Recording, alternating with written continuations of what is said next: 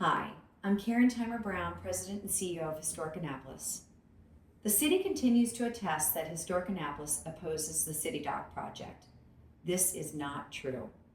We have stated publicly, time and time again, that we support resiliency and redevelopment.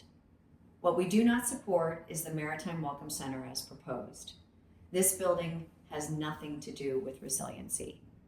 We do not believe that it complies with the Historic Preservation Commission design guidelines and well-established preservation principles in two ways. Number one, the design is 2 times too big. It simply overwhelms the historic structure it is attached to, the Burtis House. It is bigger, wider, and taller than Burtis. It's an over 4,000 square foot addition on the rear of a 1,900 square foot building. Number 2, the proposed Welcome Center does not honor the current setback and projects well beyond what is existing.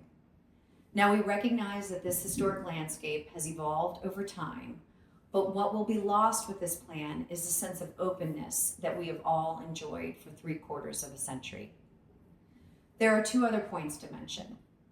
First, this design does not align with the consensus plan that calls for a 1-story structure close to the Burtis House.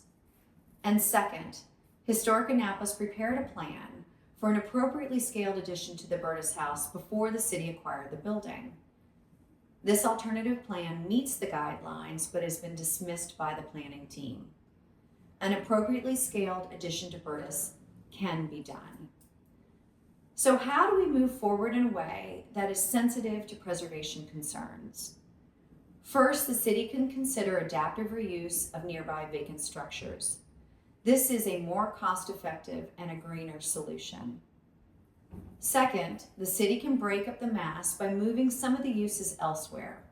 For example, they can add bathrooms to the pergola, just as they have done with the needed electrical shed.